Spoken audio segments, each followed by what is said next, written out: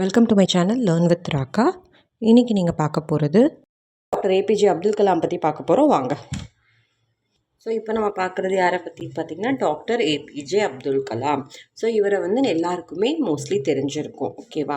இப்போது அவர் எப்போ எங்கே பிறந்தார் அப்படின்னா ராமேஸ்வரம், தமிழ்நாட்டில் ராமேஸ்வரத்தில் பிறந்தார். எந்த இயர் பிறந்தாருன்னு பார்த்தீங்கன்னா 1931. ஸோ இவர் யார்? இவர் ஒரு ரெனவுட் சயின்டிஸ்ட். எங்கே வேலை செஞ்சார் அப்படின்னா இந்தியன் ஸ்பேஸ் ரிசர்ச் ஆர்கனைசேஷன், அதாவது இஸ்ரோவில் வேலை செஞ்சார்.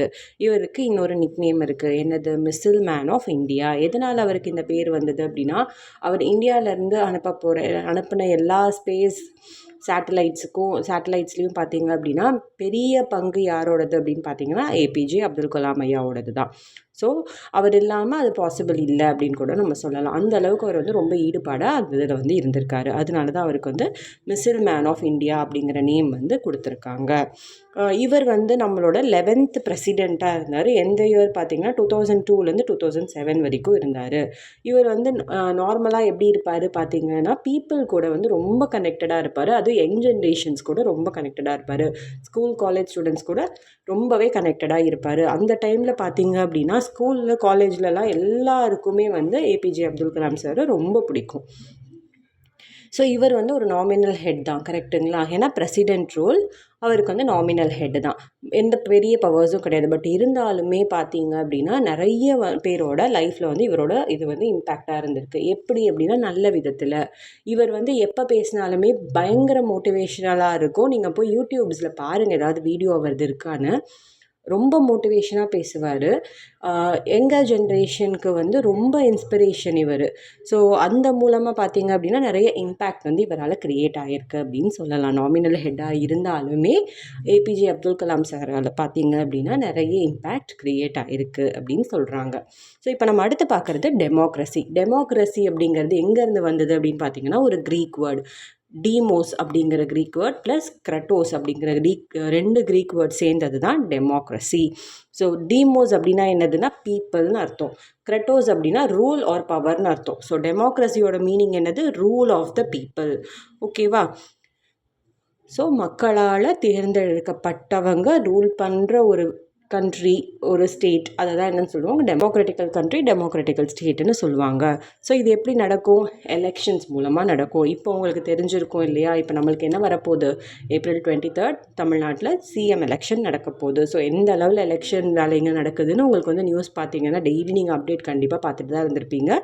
வீட்டில் டிஸ்கஸ் பண்ணுவாங்க, பெரியவங்க டிஸ்கஸ் பண்ணுவாங்க இல்லையா? ஸோ எலெக்ஷன் மூலமாக தான் நம்ம இந்த பர்டிகுலர் பர்சன் எல்லாரையுமே நம்ம செலக்ட் பண்ணுறோம். ஸோ மக்கள் என்ன பண்ணுவாங்க? போய் ஓட் பண்ணுவாங்க. ஸோ மார்னிங் 7:30 ஈவினிங் 6-7 வரைக்கும் உங்களுக்கு போலிங் பூத்ஸ் ஓப்பனாக இருக்கும். அந்தந்த பர்டிகுலர் ஏரியாவில் பார்த்தீங்க அப்படின்னா போலிங் பூத் இருக்கும். கவர்மெண்ட் பிளேசஸில் வச்சுருப்பாங்க. மேக்ஸிமம் ஸ்கூல்ஸில் இருக்கும். ஸோ நீங்கள் போனீங்க அப்படின்னா லைன் இருக்கும். உங்கள் ஓட்டர் ஐடி கொண்டு போய் கொடுத்துட்டு நீங்கள் யாருக்கு நீங்கள் யாரை எலெக்ட் பண்ணணும்னு நினைக்கிறீங்களோ அவங்களுக்கு நீங்கள் ஓட் போடலாம். இப்போ உங்களுக்கு ஸ்கூல் லெவல்ஸில் பார்த்தீங்க அப்படின்னா ஸ்கூல் பீப்புள் லீடர்லாம் இருக்காங்க இல்லையா? அவங்கள நீங்கள் செலக்ட் பண்ணுறீங்கல்ல. கிட்டத்தட்ட இந்த ஸ்டேட் லெவல், சென்ட்ரல் லெவல் நடக்கிற ப்ராசஸோட ஒரு மினியேச்சர் தான் நீங்கள் ஸ்கூல் லெவலில் பண்ணுறது. ஸோ உங்களுக்கு பிடிச்ச ரெப்ரசன்டேட்டிவை நீங்கள் தேர்ந்தெடுக்கிறீங்க. அவங்க யாராக இருப்பாங்க அப்படின்னு பார்த்தீங்கன்னா எம்எல்ஏஸ் அண்ட் எம்பிஸாக இருப்பாங்க. எம்எல்ஏ அப்படின்னா மெம்பர் ஆஃப் லெஜிஸ்லேட்டிவ் அசம்பிளி, அதாவது ஸ்டேட் லெவலில் இருக்கிறவங்களோட பேர் எம்எல்ஏஸ். ஸோ எம்பிஸ் பார்த்தீங்க அப்படின்னா மெம்பர் ஆஃப் பார்லிமெண்ட் அப்படிங்கிறது நேஷ்னல் லெவலில் இருக்குது. ஸோ டோட்டல் எத்தனை எம்எல்ஏஸ் பார்த்தீங்க அப்படின்னா 234 எம்எல்ஏஸ். 234 தொகுதின்னு சொல்கிறாங்க இல்லையா? அது ஒரு தொகுதியில் ஒரு எம்எல்ஏ இருப்பாங்க. ஸோ 234 எம்எல்ஏஸ் இருக்காங்க ஸ்டேட் லெவலில் தமிழ்நாட்டுக்கு. ஓகேவா? அடுத்து இந்தியாவை ரெப்ரசன்ட் பண்ணி இந்தியா என்னதுன்னு பார்த்தீங்கன்னா ரெப்ரசன்டேட்டிவ் டெமோக்ரஸி. ஏன் ரெப்ரசன்டேட்டிவ் டெமோக்ரஸி அப்படின்னா நம்ம செலக்ட் பண்ணுற ரெப்ரசன்டேட்டிவ்னால நடக்கிற ஒரு டெமோக்ரஸிக்கல் கண்ட்ரி அப்படிங்கிறதுனால இதுக்கு பேர் ரெப்ரசன்டேட்டிவ் டெமோக்ரஸி. இது லார்ஜஸ்ட் டெமோக்ரஸி இந்த வேர்ல்டு எது அப்படின்னு கேட்டிங்க அப்படின்னா இந்தியா தான். மொத்தம் பார்த்தீங்க அப்படின்னா 970 மில்லியன் பீப்புள் இந்தியாவில் இருக்காங்க. ஸோ 2024 கணக்கு பிரகாரம் பார்த்தா 970 மில்லியன் ஓட்டர்ஸ் இருக்காங்க இந்தியாவில். ஓட் பண்ணுறதுக்கு எலிஜிபிள் பீப்புள் எத்தனை பேர் பார்த்தீங்க அப்படின்னா 970 மில்லியன். ஸோ இந்தியாவில் ஓட் பண்ணுற ஏஜ் என்னது, உங்களுக்கு 18 இயர்ஸ் ஆகிடுச்சு, நீங்கள் 18 இயர்ஸ் ஆகிட்டீங்க, உங்கள் வயசு வந்து 18 அப்படின்னா நீங்கள் ஓட் பண்ணலாம். ஸோ இண்டிவிஜுவலோட ஒப்பீனியனை இங்கே வந்து நீங்கள் கொடுக்கறதுக்கான ரைட்ஸ் வந்து இந்தியாவில் இருக்குது. கரெக்டுங்களா? நான் ஏற்கனவே உங்களுக்கு எக்ஸாம்பிள் சொன்னேன் இல்லையா? இப்போ நீங்கள் ஒரு டூருக்கு போகிறீங்க கிளாஸில் அப்படின்னா நீங்கள் வந்து டெசிஷன்ஸ் எடுப்பீங்க. என்ன பண்ணுவாங்க, சரி இந்த ஸ்பாட்டுக்கு போகிறவங்களாம் கை தூக்குங்க, இந்த ஸ்பாட்டுக்கு போகிறவங்களாம் கை தூக்குங்க, ஸோ யார் அதிகமாக இருக்காங்களோ அவங்க வின் அப்படின்னு சொல்லுவாங்க இல்லையா? ஸோ அந்த கை தூக்குறது அப்படின்றதுனா அவங்களோட இண்டிவிஜுவலோட ஒப்பீனியனை நம்ம சொல்கிறது. அதே மாதிரி தான் இங்கே என்னோடய இண்டிவிஜுவாலிட்டியை நான் ஓட்டு மூலமாக நான் சொல்கிறேன். எனக்கு இவங்களை பிடிச்சிருக்கு, இவங்க வந்தால் என்னோடய ஸ்டேட் வந்து நல்லாயிருக்கும், என்னோடய கண்ட்ரியில் வந்து இவங்க வந்து ப்ரைம் மினிஸ்டராக இருக்குதான் நல்லாயிருக்கும் அப்படின்னு நம்ம வந்து டிசைட் பண்ணுறோம் இல்லையா? அப்படி டிசைட் பண்ணி இண்டிவிஜுவல் ஒப்பீனியன் எடுக்கிறதுனால அதுக்கு பேர் என்னது அப்படின்னா டைரக்ட் டெமோக்ரஸி. ஸோ மக்கள் வந்து டைரெக்டாக தேர்ந்தெடுக்கிறாங்க, அவங்களோட இண்டிவிஜுவல் ஒப்பீனியன்ஸை சொல்கிறாங்க, அதுக்கு பேர் டைரக்ட் டெமோக்ரஸி. ஸோ இந்த பர்டிகுலர் இண்டிவிஜுவல் ஒப்பீனியனை என்கரேஜ் பண்ணுறாங்கல்ல, என்கரேஜ் பண்ணி அதில் வந்து பார்ட்டிசிபேட் பண்ணுறதுக்கு ஹெல்ப் பண்ணுது இல்லையா கவர்மெண்ட், அதுக்கு பேர் தான் கிராஸ் ரூட் டெமோக்ரஸி. ஸோ இந்த டேர்ம்ஸ் எல்லாம் நீங்கள் தெரிஞ்சுக்கணும். ஸோ அடுத்து வந்து நம்மளோட 2 விஷயம் இருக்குது. நம்ம சுப்ரீம் கோர்ட் ஆகட்டும், நம்ம இந்தியன் கவர்மெண்ட் ஆகட்டும், அதுக்கு 2 மோட்டோஸ் இருக்குது. ஸோ இந்தியன் கவர்மெண்ட்டோட மோட்டோ என்னது அப்படின்னா சத்தியமேவ ஜெயதே, ட்ரூத் அலாங் ட்ரியம் அப்படிங்கிறது இந்தியன் கவர்மெண்ட்டோட மோட்டோ. அதே மாதிரி சுப்ரீம் கவர்மெண்ட்டோட மோட்டோ என்னதுன்னு பார்த்தீங்கன்னா அப்படின்னா யத்தோ தர்மஸ்தத்தோ ஜெயஹ. இது வந்து சுப்ரீம் கோர்ட்டோட மீனிங் என்னென்னா where there is dharma there is victory. So இதுதான் வந்து 2 மோட்டோ. இது கண்டிப்பாக கேட்பாங்க, நீங்கள் வந்து இது தெரிஞ்சு வச்சுக்கணும். ஸோ இந்தியன் கவர்மெண்ட்டோட மோட்டோ என்னது சத்தியமேவ ஜெயதே, சுப்ரீம் கோர்ட்டோட மோட்டோ யத்தோ தர்மஸ்தத்தோ ஜெயஹே. இதை வந்து நீங்கள் ஞாபகம் வச்சுக்கணும். அடுத்து வந்து அப்துல் கலாம் பற்றி சொன்னேன் இல்லையா? ஸோ அப்துல் கலாமோட சில இன்ஸ்பைரிங் தாட்ஸ் வந்து உங்களுக்கு கொடுத்துருக்காங்க. நான் அதை வந்து ஸ்க்ரீனில் போடுறேன் பாருங்கள். ஒருவேளை கேட்கலாம், write 2 inspiring thoughts of Abdul Kalam, 3 thoughts எழுதுங்கன்னு கேட்கலாம். ஸோ இதெல்லாம் வந்து இன்ஸ்பைரிங் தாட்ஸ். அது என்னென்னு நான் வந்து உங்களுக்கு சும்மா படித்து காமிக்கிறேன், ஸ்க்ரீனில் உங்களுக்கு டிஸ்பிளே பண்ணுறேன் பாருங்கள். Look at the sky, we are not alone, the whole universe is friendly to us and conspires only to give the best to those who dream and work. இது ஒன்று. செகண்ட், ஸோ இதுக்கு meaning சொல்லணுமா? Meaning என்ன பாருங்கள், sky பாருங்கள், நீங்கள் தனியாக இல்லை, இந்த ஹோல் யூனிவர்ஸே உங்களுக்கு வந்து கூட ஃப்ரெண்டாக இருக்குது. நீங்கள் வந்து என்ன பண்ணணும், உங்களோட பெஸ்ட்டை கொடுத்து ட்ரீம் பண்ணி அந்த ட்ரீமை அச்சீவ் பண்ணுறதுக்கு ஒர்க் பண்ணணும், உங்களுக்கு யூனிவர்ஸே ஹெல்ப் பண்ணும் அப்படின்னு சொல்கிறாரு. Second, to succeed in your mission you must have single minded devotion to your கோல். எப்பயுமே ஒரு விஷயத்தை நீங்கள் சக்சீட் பண்ணணும் அப்படின்னா அதை நோக்கி மட்டும்தான் உங்களோட மைண்ட் சிங்கிள் மைண்டடாக இருக்கணும். ஸோ ஈஸியாக உங்களால் அந்த கோலை அச்சீவ் பண்ண முடியும் அப்படின்னு சொல்கிறாரு. Third, dream is not that which you see while sleeping, it is something that does not let you sleep. அப்படின்னா என்ன அர்த்தம்?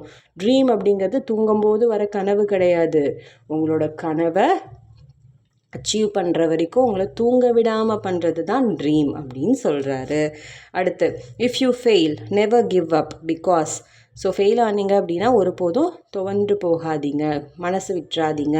ஏன் அப்படின்னா ஃபெயில் அப்படின்னா என்ன அர்த்தம்? ஃபஸ்ட் அட்டெம்ப்ட் இன் லேர்னிங் அப்படின்னு அர்த்தம். எண்ட் அப்படிங்கிறதுக்கு என்ன அர்த்தம்? அது எண்டு கிடையாது, எஃபர்ட் நெவர் டைஸ் அப்படின்னு அர்த்தம். ஸோ நோ அப்படின்னா என்ன அர்த்தம்? நோ அப்படிங்கிறது ஆன்சர் கிடையாது, நோ அப்படின்னா நெக்ஸ்ட் ஆப்பர்ச்சுனிட்டி அப்படின்னு அர்த்தம்.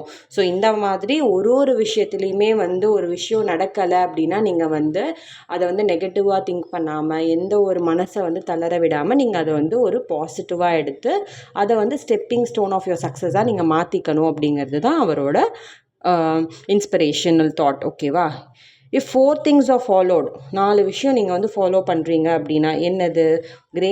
கிரேட் எய்ம் இருக்கணும், அதுக்கான நாலேஜை நீங்கள் வந்து அச்சீவ் பண்ணிக்கணும், ஹார்ட் ஒர்க் பண்ணணும், அதை எப்படியாவது ப்ரிசர்வ் பண்ணணும். ப்ரிசர்வரன்ஸ் அப்படின்னா அதை பாதுகாத்து அதை வந்து உங்களோட எய்மை அச்சீவ் பண்ணுறதுக்கு நீங்கள் வந்து ஒரு எய்ம் அச்சீவ் பண்ண நீங்கள் ட்ரை பண்ணணும். இந்த மாதிரி இந்த 4 விஷயத்தை நீங்கள் ஃபாலோ பண்ணிங்க அப்படின்னா நீங்கள் கண்டிப்பாக எந்த மாதிரி விஷயமா இருந்தாலும் நீங்கள் அச்சீவ் பண்ணலாம்.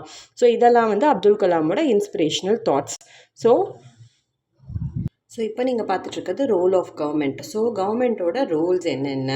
ஸோ இதில் இருக்கிறது வந்து கொஞ்சம் தான் கேட்டாங்க அப்படின்னா எழுதுறதுக்காக ஒரு சில பாயிண்ட்ஸ் வந்து இங்கே இருக்குது. ஓகேவா? ஃபஸ்ட்டு வந்து இன்ஃப்ராஸ்ட்ரக்சர் அப்படின்னா என்னதுன்னா, இன்ஃப்ராஸ்ட்ரக்சர் டெவலப்மெண்ட் அப்படின்றது பப்ளிக்கு தேவையான ரோட்ஸ் போடுறது, பிரிட்ஜ் போடுறது, அவங்களுக்கு தேவையான ரயில்வே ஃபெசிலிட்டி ஏற்படுத்தி கொடுக்கறது, அதே மாதிரி பப்ளிக் ஃபெசிலிட்டிஸ், அந்த பப்ளிக் காமன் டாய்லெட்ஸ் கட்டுறது, தங்குறதுக்கு இப்போ வந்து கவர்மெண்ட் பார்த்திங்கன்னா மெரினா பீச் கிட்ட ரூம்ஸ் கட்டியிருக்காங்க இல்லையா, நைட் ஸ்டே பண்ணுறதுக்கு ரூம்ஸ் கட்டியிருக்காங்க. இந்த மாதிரி பப்ளிக்கு தேவையான ஃபெசிலிட்டிஸ் பண்ணுறது, இது எல்லாமே வந்து இன்ஃப்ராஸ்ட்ரக்சர் டெவலப்மெண்ட்டுன்னு சொல்லுவோம். அடுத்து ஹெல்த் கேர்னால் என்னது? ஹாஸ்பிட்டல். கவர்மெண்ட் வந்து ஹாஸ்பிட்டல் கட்டி கொடுக்கறது, ஹெல்த் சென்டர்ஸ், சின்ன சின்ன சென்டர்ஸ், ஹெல்த் சென்டர்ஸ் வைக்கிறது, அதே மாதிரி வந்து மூவபிள் ஹாஸ்பிட்டல் இருக்குது இல்லையா, ஸோ வேன்லலாம் வந்து ஹாஸ்பிட்டல்ஸ் இருக்கும். வீடு வீடாக வந்து ஒரு ஏரியாவுக்கு வந்து அவங்க வந்து கேம்ப் மாதிரி போட்டு அந்த ஏரியாவில் இருக்க பீப்புளுக்கு வந்து என்ன தேவையோ அதை பண்ணுவாங்க. ஸோ இது வந்து ஹெல்த் கேர். அடுத்து நேஷ்னல் செக்யூரிட்டி அப்படின்னா என்னது? Border security. ஸோ ஒரு கண்ட்ரியோட பார்டர்ஸ்லேயும் வந்து மிலிட்ரி பீப்புளை வந்து நிறுத்தி அந்த பார்டரில் இருக்கிற மக்களுக்கும் சரி, நம்ம உள்ளே இருக்கிற நம்ம ஸ்டேட்டில் இருக்க மக்களுக்கு எல்லாருக்குமே வந்து அவங்க வந்து ப்ரொடெக்ஷன் கொடுக்கறது, அதுதான் வந்து பார்டர் செக்யூரிட்டி. அதேமாதிரி மிலிட்ரி செக்யூரிட்டி, இது எல்லாம் வந்து எது கீழே வரும்? நேஷ்னல் செக்யூரிட்டி கீழே வரும். அடுத்து டிசாஸ்டர் மேனேஜ்மெண்ட். ஸோ இப்போ ஒரு டிசாஸ்டர் வருது, இப்போ நம்மளுக்கு வெள்ளம் வந்தது இல்லையா, அந்த மாதிரி வரும்போது அந்த பர்டிகுலர் இடத்துக்கு அவங்க இருக்கிற மக்களை வந்து ரெஸ்கியூ பண்ணி அவங்களுக்கு வந்து ரிலீஃப் ப்ரொவைட் பண்ணுவாங்க. ரிலீஃப் அப்படின்னா என்னது? அவங்கள ஒரு இடத்துல எடுத்துகிட்டு போய் தங்க வைக்கிறது, அவங்களுக்கு தேவையான எல்லா ஃபெசிலிட்டிஸும் ப்ரொவைட் பண்ணுறது, அந்த சுச்சுவேஷன்லேருந்து அவங்க ரெக்கவர் ஆக. ஸோ நெக்ஸ்ட் வந்து டிராஃபிக் ரெகுலேஷன். இதை யார் பார்த்துப்பா? டிராஃபிக் போலீஸ் பார்த்துப்பாங்க. அடுத்து பார்த்திங்கன்னா ஜுடிஷியல் சிஸ்டம். ஸோ ஏற்கனவே நம்ம பார்த்துருக்கோம், கோர்ட்டு, ஜட்ஜு, அப்புறமா வந்து அட்வொகேட்ஸ், இவங்க எல்லாருமே இந்த ஜுடிஷியல் சிஸ்டம் கீழே வருவாங்க. அடுத்து எஜுகேஷனுங்கிறது கவர்மெண்ட் வந்து பப்ளிக்கு எஜுகேஷன், ஃப்ரீ எஜுகேஷன் கொடுக்கறது, இல்லை மினிமல் அமௌண்ட் வாங்கி எஜுகேஷன் ப்ரொவைட் பண்ணுறது, இது எல்லாம் எஜுகேஷன் சிஸ்டம். அடுத்து அவங்க கொடுக்குற சர்வீஸ் வந்து போஸ்டல் சர்வீஸ். ஸோ கவர்மெண்ட்டோட சர்வீஸ் பார்த்திங்கன்னா போஸ்டல் சர்வீஸ். இந்த மாதிரி இது எல்லாமே வந்து ரோல் ஆஃப் கவர்மெண்ட். ஸோ இது எல்லாமே இன்னும் நிறைய இருக்குது. உங்களுக்கு கேட்டாங்க அப்படின்னா ஈஸியாக இருக்காது, இதில் வந்து நீங்கள் செலக்ட் பண்ணி ரோல் ஆஃப் கவர்மெண்ட் நீங்கள் எழுதி எக்ஸ்பிளைன் பண்ணலாம். ஸோ இவ்வளோ தாங்க இந்த லெசன். ஸோ இப்போ 3 லெவல் ஆஃப் கவர்மெண்ட் நான் சொன்னேன் இல்லையா, central government, state government and local government நான் சொன்னேன் இல்லையா. ஸோ அதுக்கு வந்து இன்னொரு நேம்ஸ் இருக்குது. அந்த நேம்ஸை வந்து நான் ஆக்சுவலாக வந்து மிஸ் பண்ணிட்டேன். அது என்னன்னு சொல்கிறேன், நோட் பண்ணிக்கோங்க. கவர்மெண்ட் அப்படிங்கிறது வில்லேஜ் லெவல், ரூரல் லெவலில் நடக்கிறது, டவுன் லெவலில் நடக்கிறது நம்ம வந்து லோக்கல் கவர்மெண்ட்டுன்னு சொல்லுவோம். ஸ்டேட் லெவலில் இருக்கிறதுக்கு இன்னொரு பேர் வந்து ரீஜனல் கவர்மெண்ட். என்னது அப்படின்னு பார்த்தீங்கன்னா ரீஜனல். ஸோ இது வந்து ஸ்டேட் லெவல், அதுவே வந்து நேஷ்னல் லெவல். ஸோ 2 இருக்குது. ஸோ நேஷ்னல் லெவலில் இருக்கிறத நம்ம என்னன்னு சொல்கிறோம்? சென்ட்ரல் கவர்மெண்ட் ஆர் யூனியன் கவர்மெண்ட்னு சொல்கிறோம். அதுக்கு இன்னொரு பேர் வந்து central government or union government, அப்படி இல்லைன்னா யூனியன். ஸோ இதுதான் வந்து நான் மென்ஷன் பண்ண மறந்துட்டேன், இதை நீங்கள் நோட் பண்ணிக்கணும். ஸ்டேட்டுக்கு வந்து ரீஜனல் கவர்மெண்ட், நேஷ்னலுக்கு வந்து சென்ட்ரல் கவர்மெண்ட்டோ யூனியன் கவர்மெண்ட் அப்படின்னு சொல்கிறோம். வேறு நேம் என்னன்னு கேட்டாங்கன்னா இதை நீங்கள் வந்து எழுதணும். ஓகேவா? ஸோ அவ்வளோதாங்க இந்த லெசன். முடிஞ்ச அளவுக்கு எல்லாத்தையுமே நான் கவர் பண்ணிட்டேன். தேங்க்யூ ஃபார் வாட்சிங் மை வீடியோ. லைக் பண்ணுங்கள், ஷேர் பண்ணுங்கள், சப்ஸ்கிரைப் பண்ணுங்கள். ஏதாவது டவுட் இருந்தால் கமெண்ட் செக்ஷனில் கேளுங்க. தேங்க்யூ.